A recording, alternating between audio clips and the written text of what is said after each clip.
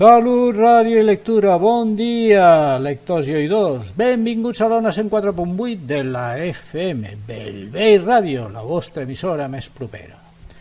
Si són les 12 d'un dimecres, és l'hora del programa A l'envi d'escriptors, conduït per qui us parla, Ramon Valls, veu que arriba als vostres receptors gràcies al treball d'en David Canto, qui al comandament dels seus ordinadors i taules de mescla de sons ho fa possible.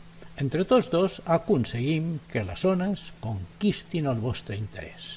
L'objectiu del programa és que llegiu cada dia una mica més, però ara deixeu el llibre i escolteu el programa.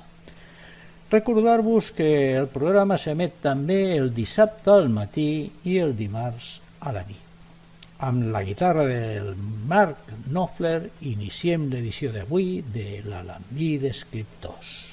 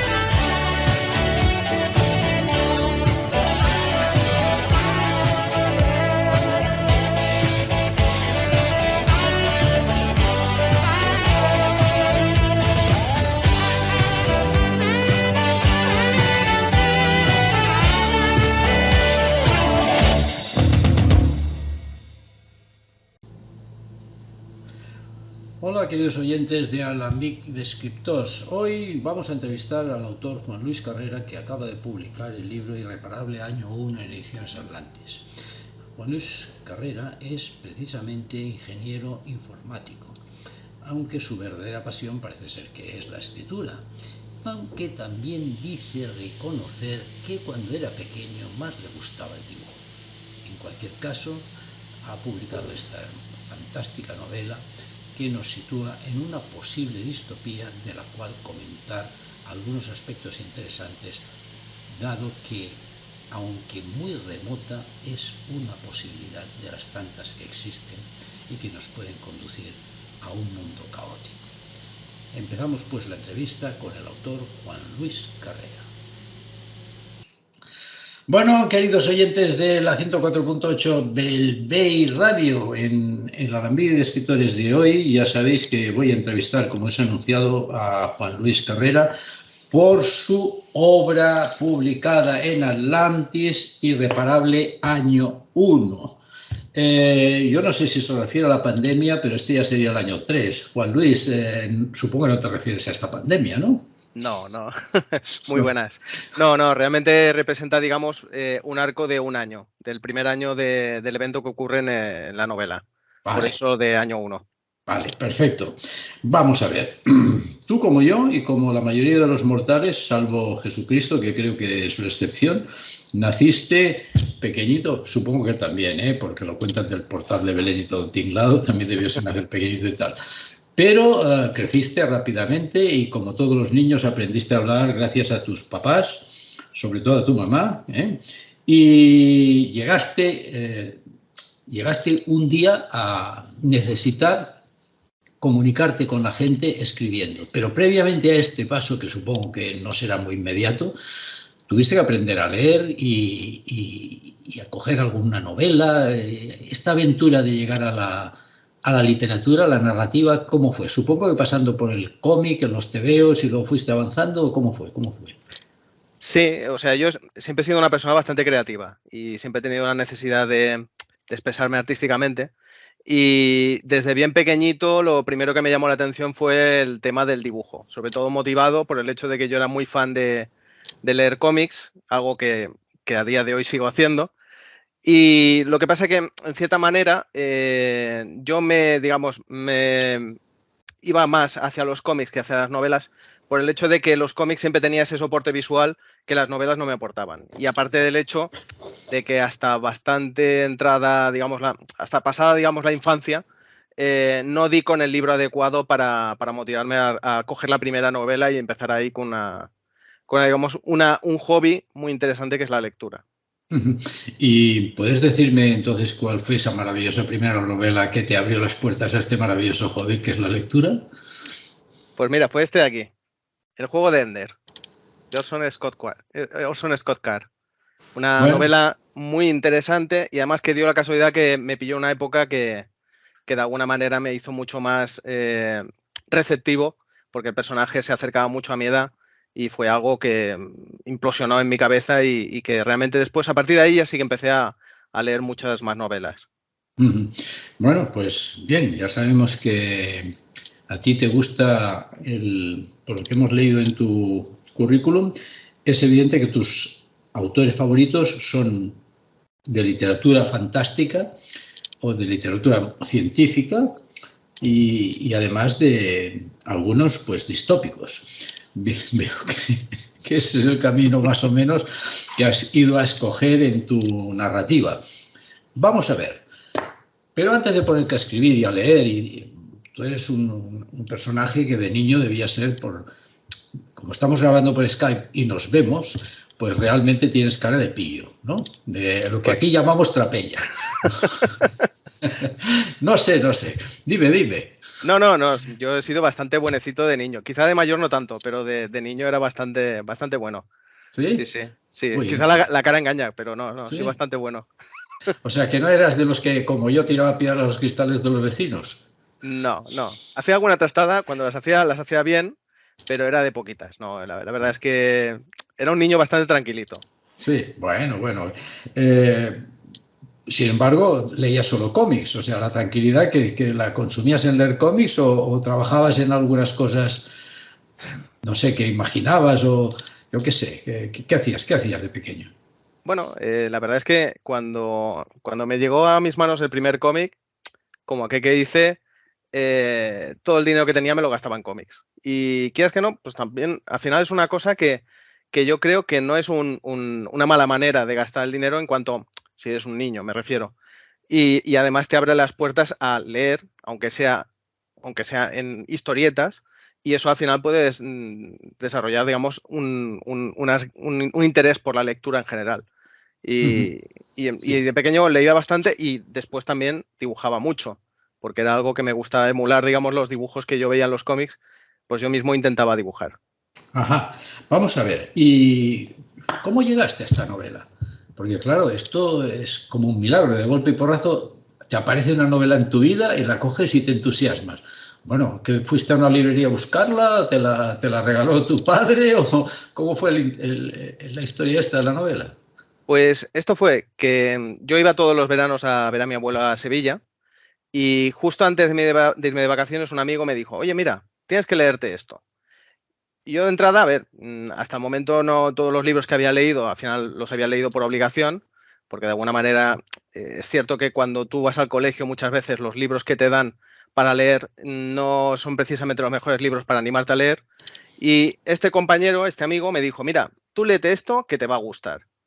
Y bueno, al final se conjuró el hecho de que eran vacaciones, estaba, digamos, fuera de mi entorno, no tenía otra cosa que hacer y le di una oportunidad al libro. Y la verdad es que fue increíble, porque es que fue un cambio para mí el hecho de mostrarme una novela que no hacía falta ver en imagen real lo que me estaba explicando, sino que yo me lo podía imaginar dentro de mi cabeza y realmente fue algo bastante revelador.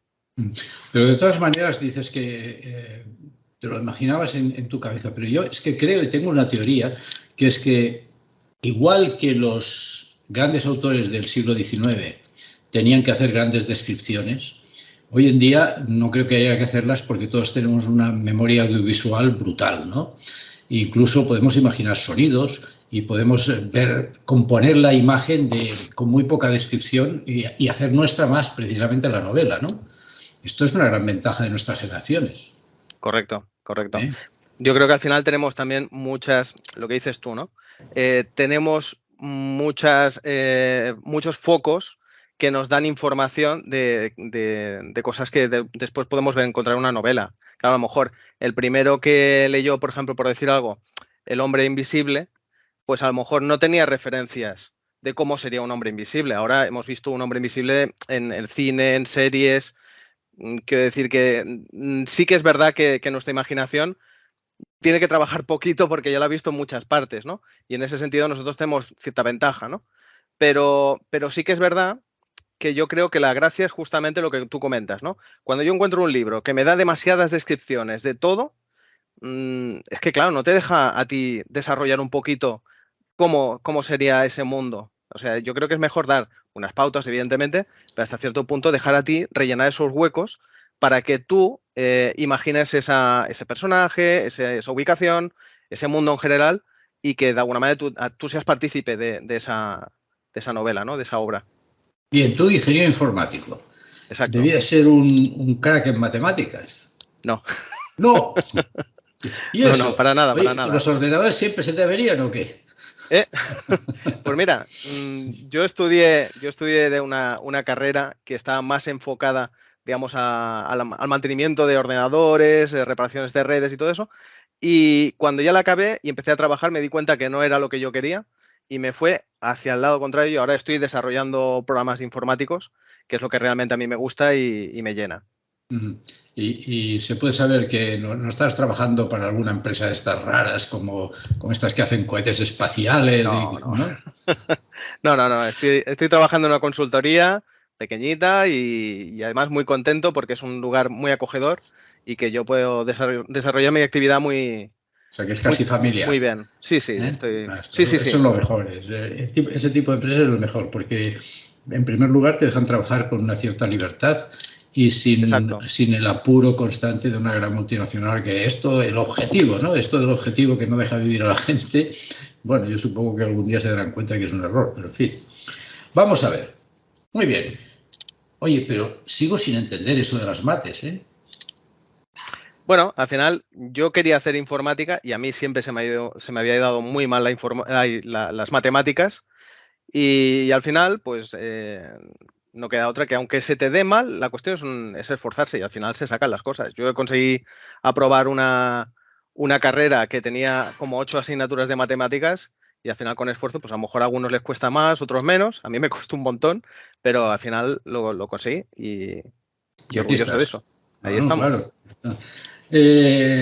Tu abuelo, has citado antes, no sé qué, me ha parecido entender que precisamente te aburrías en casa de tu abuelo y por eso leíste el libro, lo cual a mí me fastidia un poco porque, hombre, no es No digo motivo el exactamente eso, aburrirse. no digo exactamente eso, pero digamos que era el único adolescente que había en esa casa, digamos. En ese. Ah, Claro, todos los bueno. demás eran gente mayor y yo me lo pasaba muy bien, ¿eh? Porque de hecho yo era el que quería ir todos los veranos a ver a mi abuelo y a mis tíos, pero sí que es verdad que había ratos muertos en los que no teníamos que hacer nada y que además en Sevilla a mediodía y por la tarde, hasta que se ha ido un poquito el sol, no hay quien salga a la calle, pues era el momento perfecto para coger y fresquito en casa coger un libro y meterse y zambullirse ahí dentro.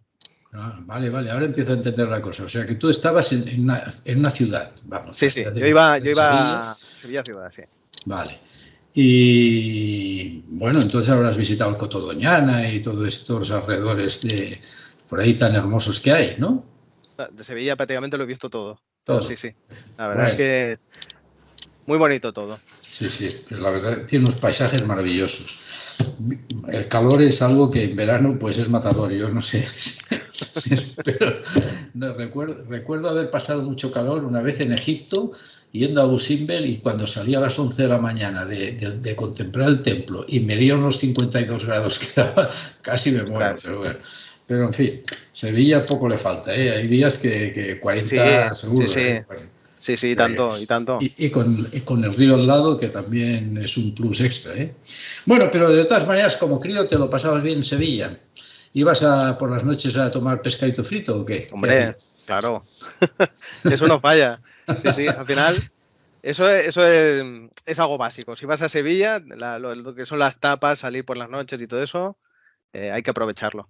Y a tomar finos, ¿eh? Eso ya no, Ah, eso ya no. Pero bueno, que sí, los caracoles, el pescado y todo eso, caía, vaya. ahí, bueno, muy bien, muy bien. Eh, bueno, tú, no sé, como joven, supongo que debías tener alguna inquietud en algún deporte o en alguna afición, no sé, bailar, saltar, correr, yo qué sé. ¿Qué hacías? ¿De jugar al fútbol? No sé. Pues mira, no, nunca he sido especialmente deportista. La verdad es que no era especialmente deportista. No, pues aparte de lo que es lo que decíamos, los cómics, quedar con los amigos, dibujar muchísimo. O sea, hasta digamos, bien entrada la adolescencia, yo dibujaba muchísimo. Era algo que me gustaba mucho, tenía mucho tiempo, hasta que, bueno, hasta ya llegó a entrar, cuando empecé a estudiar la carrera, que ya no tenía tanto tiempo y que son hábitos que si no mantienes cuestan después de volver a recuperar. Pero sí, sí, bastante tiempo dedicaba justamente a eso. No serás tú un grafitero. No, Ah, vale, vale. no, no. A mí Vale. lo que me gusta era el tema de los cómics, eso es Ajá. lo que me gustaba más. De hecho, yo durante la adolescencia intenté mucho ir colocando mis cómics y tal, no hubo suerte, pero mira, al final una cosa puede ser que llevó a la otra y al menos una novela sí que hemos conseguido publicar. Sí, pero vamos a ver, hay una cosa que me ronda por la cabeza, porque el irreparable año uno, que es una distopía, eh, tiene una traducción a cómic, seguro. No exactamente, no exactamente, pero sí que hay cosas que de alguna manera son influenciadas por todo el mundo del cómic y cosas que de alguna manera yo he ido arrastrando después de tantos años leyendo cómics. Cositas, no quiere decir que sea. No he escrito una novela basada en un cómic, ni mucho menos, pero al final yo tengo una serie de intereses y esos intereses al final han confluido dentro de esta novela. Quiere decir que al final yo creo que sobre todo lo que son autores noveles siempre escriben lo que a ellos les interesa. Yo no tengo ninguna presión de saber qué es lo que ahora mismo está más de moda en cuanto a novelas. No tengo un editor que me venga detrás y me dice, Juan Luis, es que este año toca tal. No, yo escribí algo que me gustaba y que además lo hice sin ninguna intención de ir a ningún sitio, sino simplemente por el placer de escribir. Pero evidentemente las influencias ahí están. Mm. De todas maneras, acabas de citar una cosa que para mí es un sacrilegio, ¿eh? Escribir aquello que está de moda, si realmente no lo sientes, nunca llegarás a ser un buen escritor. Yo entiendo que el escritor se hace a sí mismo hablando o comunicando, porque es una manera, comunicando aquellas inquietudes que tiene dentro, si no, no es sincero. Y si no es sincero, está haciendo un mal trabajo. Y con esto critico precisamente a Grandes Plumas, que hacen muchas novelas por encargo. Las novelas por encargo, o otros señores que para ganarse la vida hacen de negros de otros. Ya sabes tú Ya, ya, ya. que hay gente que también se dedica a esto, ¿eh? Pero bueno, esos por lo menos cobran bastante. Mientras que seguramente tú y yo me parece que de esto no vamos a ganarnos la vida. Bueno, yo ya como soy, ya cobro pensión, a mí me es igual ya el dinero. Pero, No, pero pero lo que está claro es que tú no te metes en este mundillo y mucho, mucho más si no eres nadie conocido ni tienes contactos. no lo haces por dinero porque sabes que es muy difícil. Hay muy poca gente que realmente se gane la vida con esto. O sea, yo tengo mi actividad, tengo mi trabajo con el que yo como y después esto es un hobby que, pues mira, que al final la ilusión está en que no en tanto en el hecho de que tú puedas vivir de ello, sino en el hecho de que la gente te pueda leer. O sea, yo, claro, hemos pasado de tener una novela que yo había leído yo y como aquel que dice en 3 o 4 personas, a que de repente, como me decía un amigo, es que esto, en el momento que lo vendes, o sea, que lo publicas, se hace público. O sea, habrá muchísima gente que lo va a leer, para bien y para mal, pues habrá gente que le guste y gente que no le guste. Y yo aceptaré las críticas como son, pero es algo que evidentemente la ilusión es el hecho de que la gente pueda leer algo en lo que tú has trabajado y en lo que tú has puesto toda la ilusión. Vale, Yo creo que esa es la recompensa. pues en eso te doy toda la razón. Pero vayámonos un poco en el túnel del tiempo para atrás. Vamos a ver, ¿eras el rey de la discoteca? No. No. Vaya, pues ¿y qué eras entonces?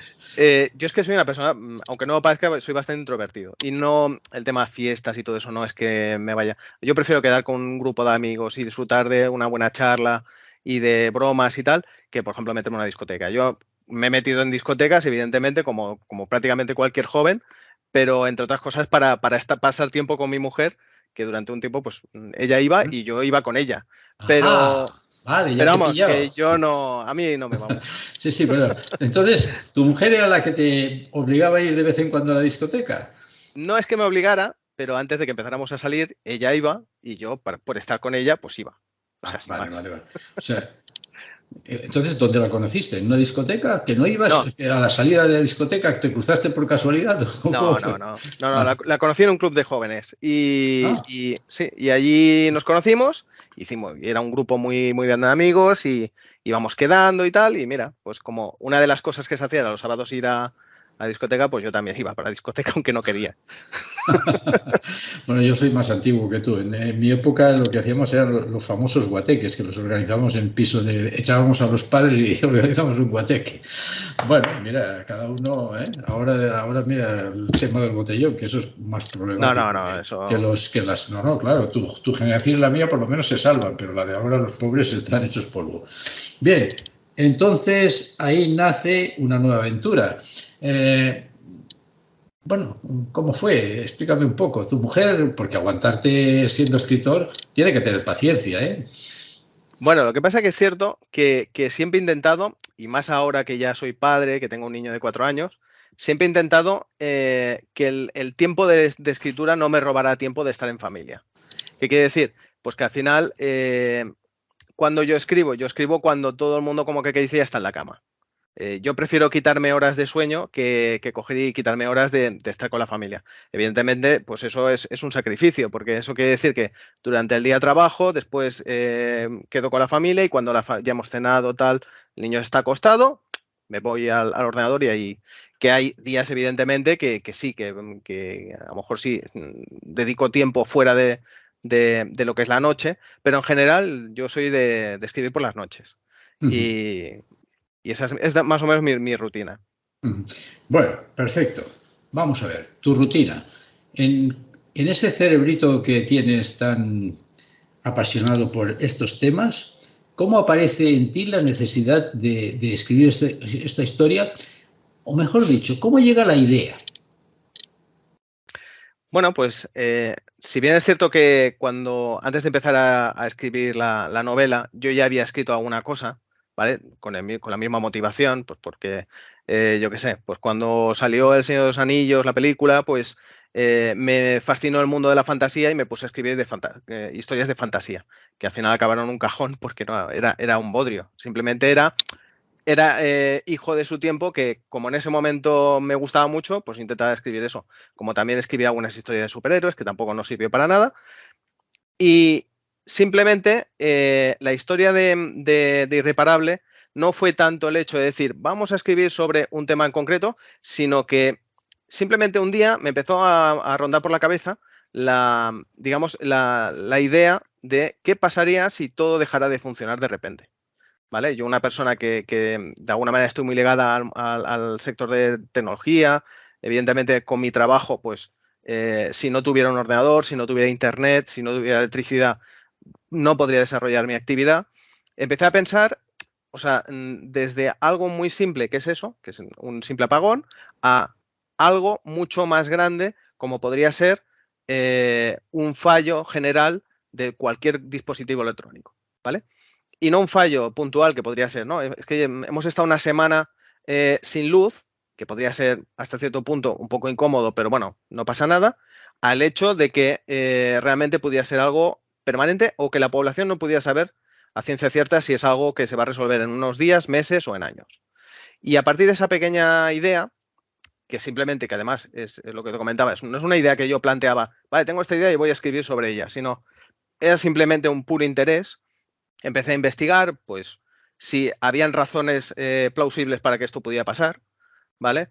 Empecé a investigar de apagones que han ocurrido, ¿vale? Ha habido pequeños apagones de una semana, 2 semanas, que realmente han tenido unas repercusiones bastante graves.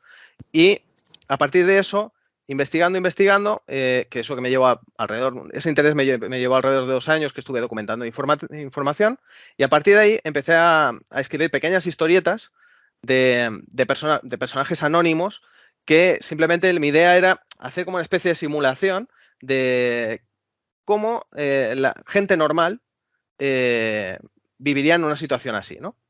No personajes así muy hollywoodienses, sino personas normales, como por ejemplo tú y yo, que de repente, de un día para otro, todo deja de funcionar y que no sabemos cómo responder a ello.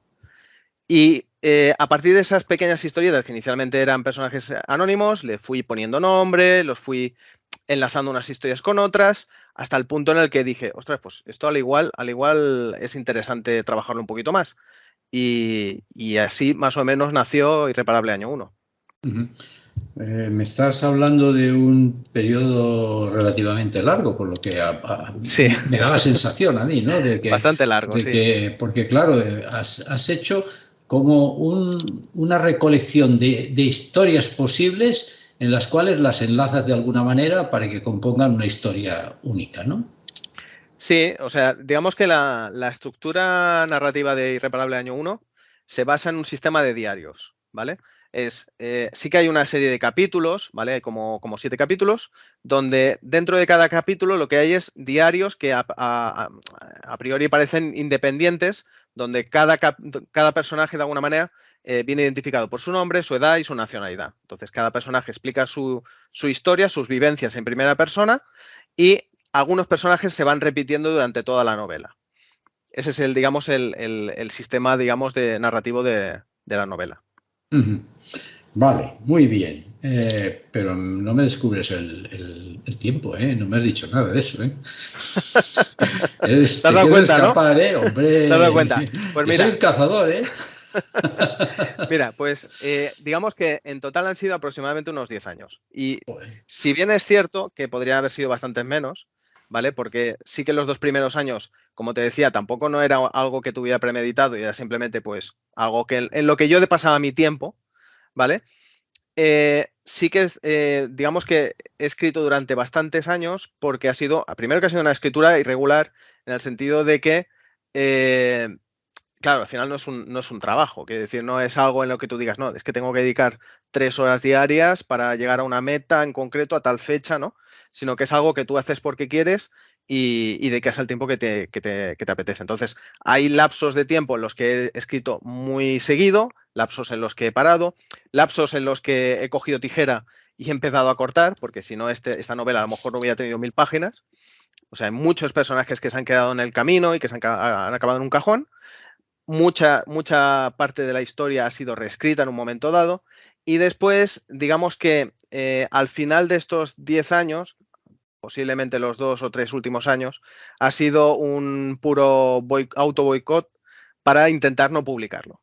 Porque, claro, cuando de alguna manera ataca lo que es el síndrome del impostor y te dice, no, mira, es que a ti te está gustando mucho esta novela, pero es que esto es una castaña y no le va a gustar a nadie.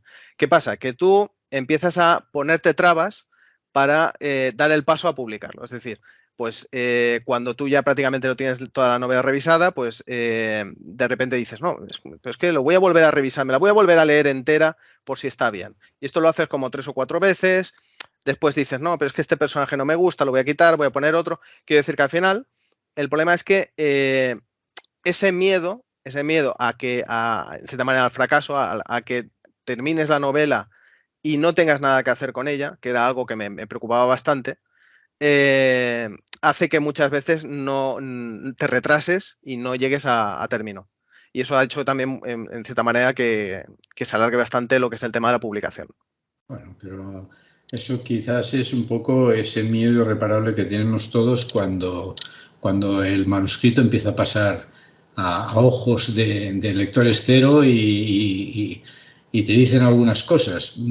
Realmente yo, no sé tu caso, pero yo sí que las suelo revisar todo lo que escribo demasiadas veces. Y siempre me he dado cuenta que al final digo, paro porque la voy a estropear. Eso no Sí, sé si ya te ha pasado a ti, sí, pero sí, claro, sí. empiezas a cambiar tantas cosas y dices, uy, uy, uy, esto ya igual la estoy pifiando. O sea, Es que yo creo que no acabarías nunca. O sea, bueno, eso es esa, verdad, no acabas es, nunca. es que siempre, yo creo que volverías a leerlo en cualquier momento y volverías a sacarle peros, ¿no? Dirías, esto cómo lo he hecho así, o esto lo podría haber hecho de otra manera, o yo creo que al final tienes que decir, mira, se acabó, aquí paramos porque si no, no haríamos nada. Es que yo una vez me hice una reflexión y dije, pues quizás tenga razón, ¿no? Salí con mis dudas, pero acepté la reflexión. Y era que es como cuando tú vas a dar un discurso, me dijo, y miras a todo y dices, ¿y a qué les digo? Digo, pues piensa que ellos no saben lo que les vas a decir, por lo tanto, diles lo que te dé la gana. Y al final, digo, pues a lo mejor es verdad, ¿no? A lo mejor tienes que tirar por la vía de en medio. Y oye, pues mira, lo que digo, habrá mucha gente que dirá, este tío es un no sé qué, y otros dirán, oh, pues no está mal. Bueno, en realidad la conclusión que vino a decir este amigo es que no existe el libro 10 y que por lo tanto eres tú que tienes que quedarte más o menos satisfecho con lo que has escrito. Exacto, sí, sí. Es que al final, si tienes un miedo paralizador, lo único que vas a conseguir es que al final esa novela se quede en un cajón. Y a lo mejor es una novela que vale la pena y es una pena, ¿no? Al final. Sí, sí, estamos de acuerdo. Vamos a ver. Tenemos tiempo, no hay problemas. Incluso podríamos volver a ver si vemos alguna cosa por ahí que me distraiga. No, no, no. Bueno, vamos a ver. La Guerra de las Galaxias también te ha influenciado en tu manera de narrar. Yo intento, a ver, como te decía, tengo muchos intereses, pero siempre he intentado, sobre todo claro, yo creo que es fundamental, mientras estás escribiendo, también que estés leyendo. La lectura, de alguna manera, es algo que te enriquece tu escritura, ¿no? Pero sí que es verdad que yo intento que, aunque conscientemente me vea influenciado por todo lo que leo y todo lo que veo, intento alejarlo un poco de lo que yo escribo para intentar que lo que yo escriba sea algo original. No siempre se consigue, o sea, al final hay cosas que de alguna manera se cuelan en tus escritos porque al final son cosas que son parte tuya, ¿no? Ujú. Pero sí que seguramente, como tú comentas, pues yo soy muy fan de Star Wars, soy muy fan del mundo de los cómics, soy muy fan de la ciencia ficción en general y seguramente cosas, sí que hay muchas referencias que de alguna manera se pueden ver dentro de la novela. Ujú. Bueno, está bien.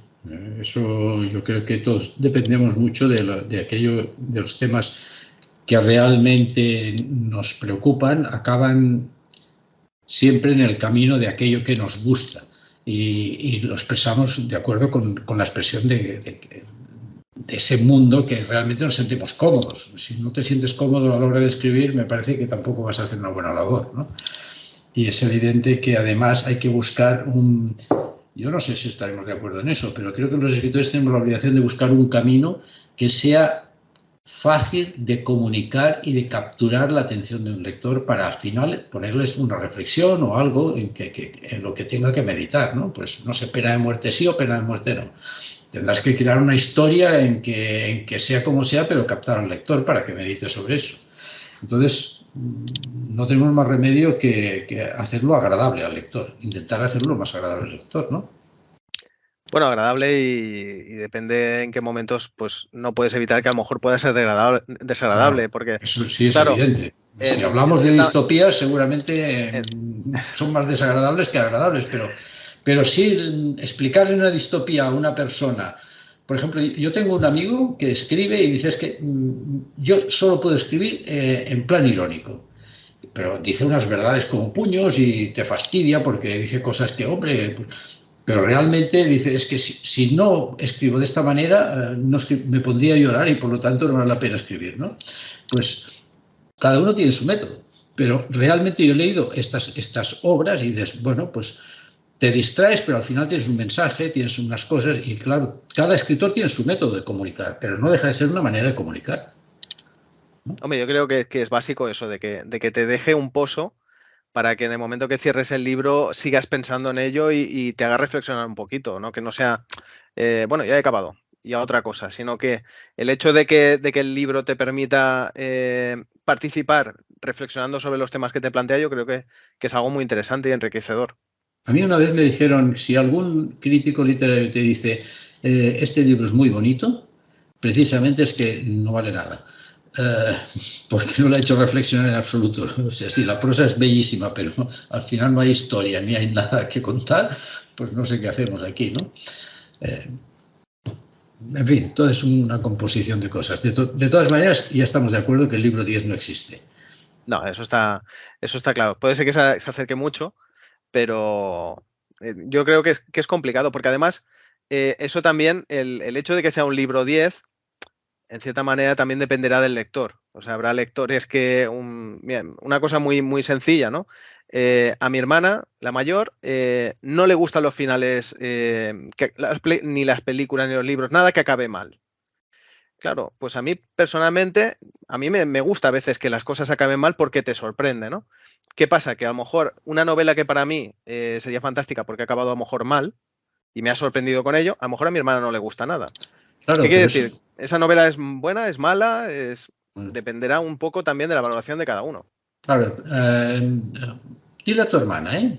¿Y qué pasa si el malo de la película cae tan bien que al final se sale con la suya y se va por ahí? ¿Qué haría tu hermana en un caso así?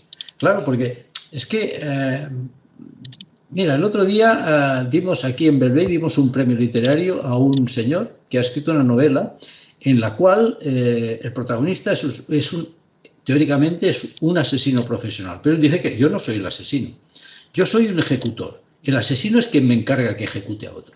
Y además tengo mi código ético. Bueno, en este caso, oiga, no le puedo atender porque mi código ético dice que no le atienda, ¿no? Pero dice, yo no, yo simplemente cumplo los deseos de otra persona y cobro por hacerlo, ¿no? Y claro, es un punto de vista que dices, ostras, pues vale, muy bien, es un profesional.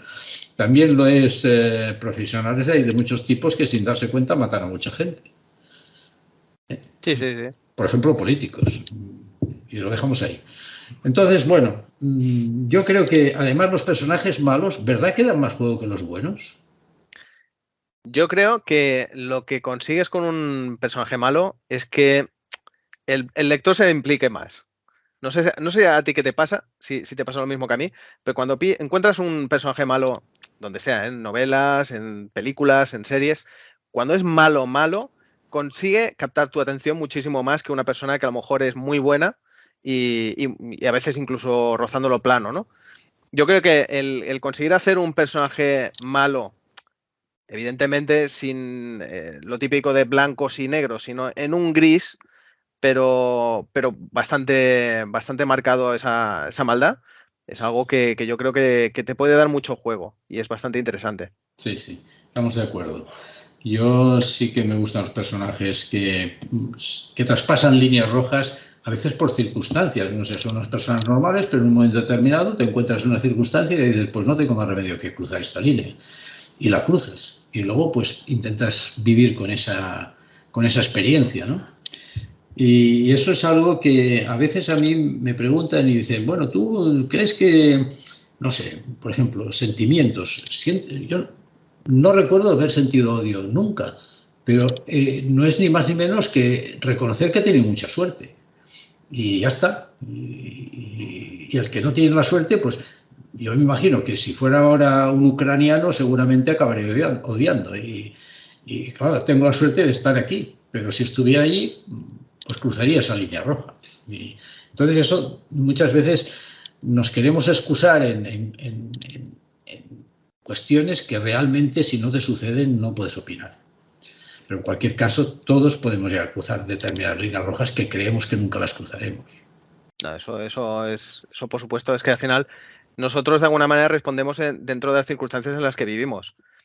Si vemos una vida normal, dentro de una, digamos, económicamente bien, con una familia que te quiere, con unos amigos, en un ambiente, digamos, tranquilo, lo normal es que no tengamos ese tipo de situaciones que nos lleven a tener que tomar decisiones drásticas o decisiones, como decías tú, ¿no? De tener que cruzar una línea. Claro, en esta novela, si tú, por ejemplo, eres una persona normal, como tú y como yo, y de repente ves de que a tu hijo no tienes con qué darle de comer, te aseguro que por muy pacífico que sea, al igual acabas haciendo algo que nunca te habías planteado que ibas a hacer.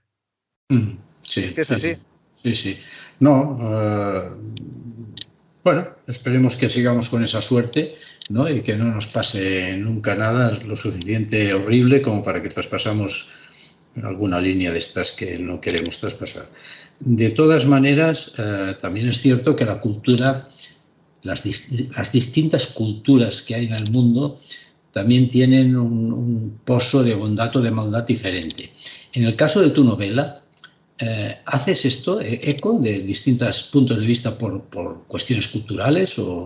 Porque claro, aquí en una distopía como la que tú planteas, hay muchas cosas que se dan la vuelta. Por ejemplo, vamos a ver, el rico deja de ser rico porque si no hay electricidad, no hay ordenadores, no hay bancos. Si no hay bancos, no hay dinero. Si no hay dinero, soy pobre. Y además encima no sé plantar un tomate y me voy a morir de hambre. Mientras que el señor que tiene un huerto glorioso y 4 vacas lecheras y 7 cerdos para matar, hombre, ahora soy rico. Es tal cual, la situación es esa. Al final, nosotros vivimos en un mundo en el que el hecho de que seamos ricos o pobres depende de un 0 o un 1 en un ordenador que si dejara de funcionar, pues no tendríamos manera de poder acceder a ese dinero. Y de hecho, si se desmontara todo el sistema económico, ¿de qué serviría que tuviéramos dinero? De nada. ¿Qué es lo que nos interesaría en ese momento? Lo que comentas tú, ¿no? Pues tener un lugar donde cobijarse, tener agua potable, tener comida, tener acceso a medicamentos. Una persona que tuviera todo eso sería una persona rica. Bueno, y que tuviera seguramente un arma para poder defender todo ello. Porque en el momento de que la gente, lo que comentábamos, ¿no? Gente urbanita que no tiene, digamos, conocimientos pues, ni de caza, ni de pesca, ni de labrar un terreno o no tener ni tan siquiera un terreno donde labrar, pues evidentemente lo que les quedaría seguramente sería robar. Pues estamos perdidos en ese caso. ¿Y el choque de culturas lo tratas en la novela o no? A ver, yo en la novela lo que sí que hago, yo quería que a diferencia a lo mejor de otras obras que de alguna manera ocurre un evento global, pero se centra mucho en un grupo reducido de personas en una ubicación muy concreta, justamente con este sistema de diarios lo que hago es que los diarios, los personajes que aparecen, son de distintas nacionalidades y muy repartidas por todo el globo. De manera que aunque es un evento único y que ocurre en todo el planeta, cada uno puede hacerlo, puede dar su visión desde su punto de vista y como dices tú, ¿no? Desde un punto de vista cultural, dependiendo de dónde están, ¿vale?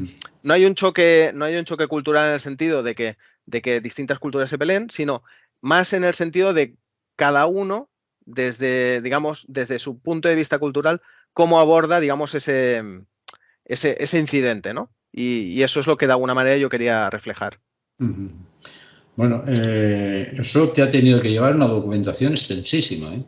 Sí, sí, sí, sí, sí, eso sí, porque claro, en cierta manera, lo que me daba muchísimo miedo es decir alguna tontería y quería estar muy seguro de que lo que estaba haciendo lo que estaba diciendo era mínimamente riguroso. Ya no solamente en cuanto a, digamos, a conocimiento técnico, sino lo que comentas tú, en conocimiento cultural, ¿no? Y de ubicaciones, ¿no? Al final, no puedes, por ejemplo, que una persona en Japón, su comportamiento y su forma de proceder, pues a lo mejor sea completamente diferente a una persona que, por ejemplo, esté en España o una persona que esté en Estados Unidos. Entonces, cada personaje seguramente, y bueno, y aparte son personajes que con edades diametralmente diferentes. O sea, hay desde un niño con 12 años a una persona con 70. Entonces, cada persona, por su cultura, por su edad y por su, digamos, propia idiosincrasia, hace que aborde este desafío de forma diferente.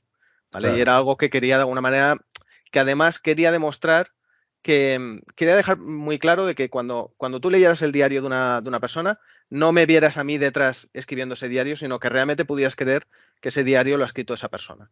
Claro, claro, claro, lo entiendo.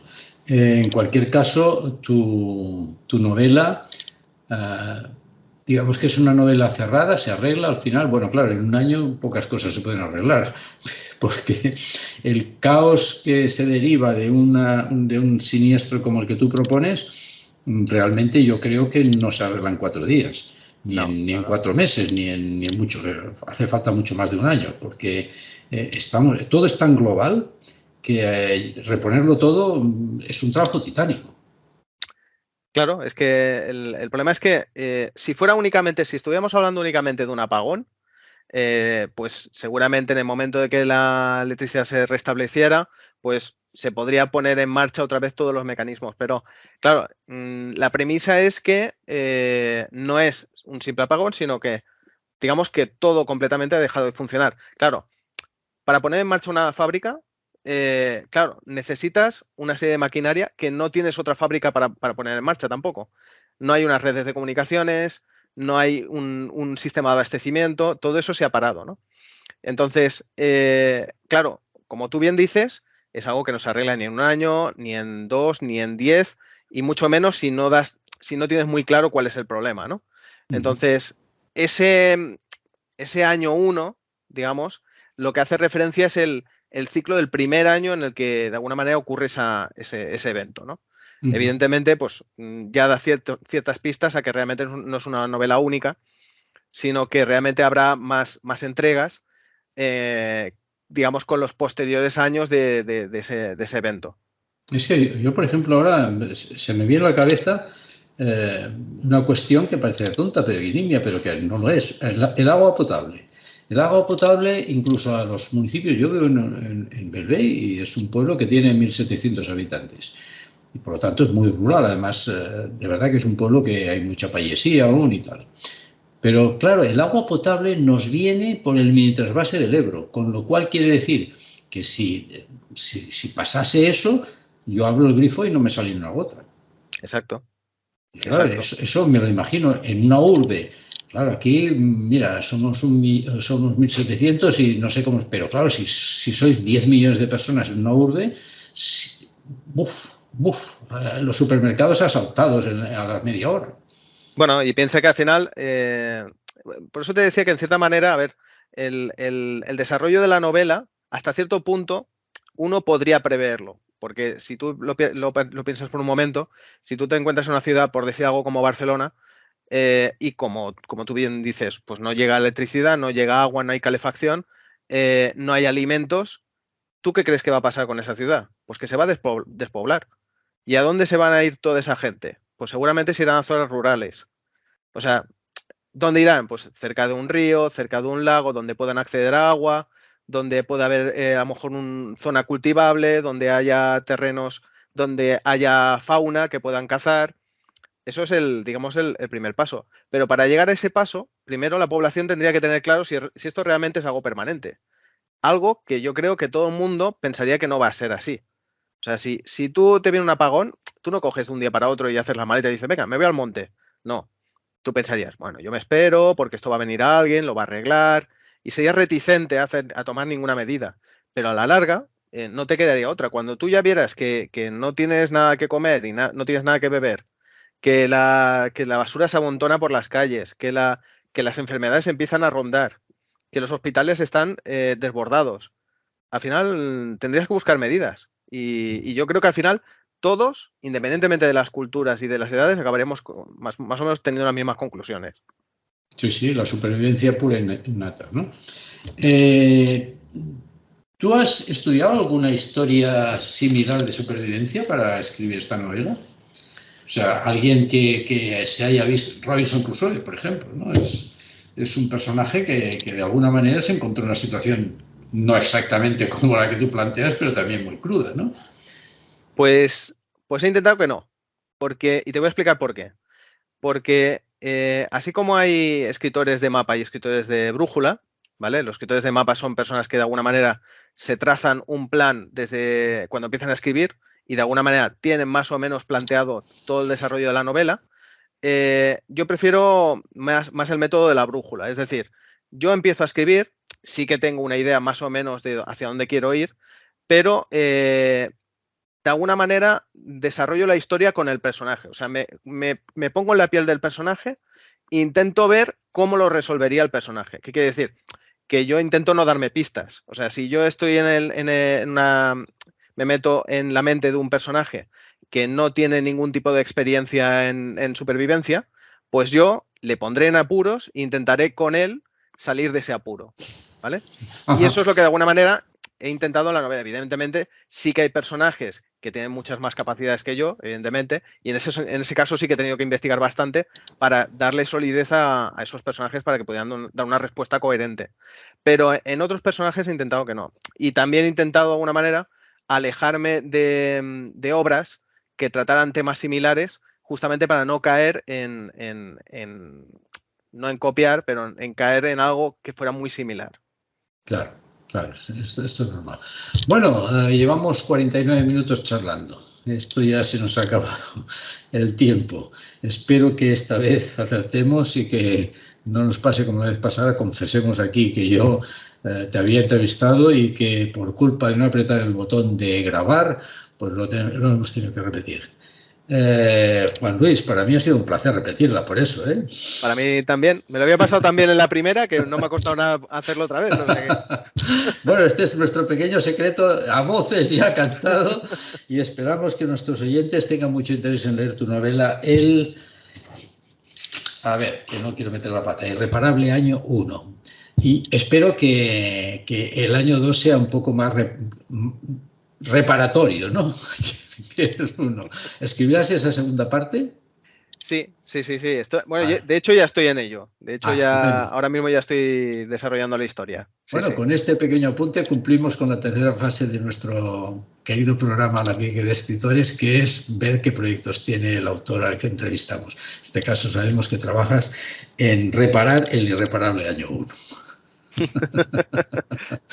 Un placer tenerte con nosotros. Y Juan Luis, Igualmente, ha sido genial. cuando acabes este libro nos avisas. Claro, ahí estaremos. Tú tranquilo que Muy, tú muy te bien. enteras. Y a vosotros, queridos oyentes, hasta el programa que viene.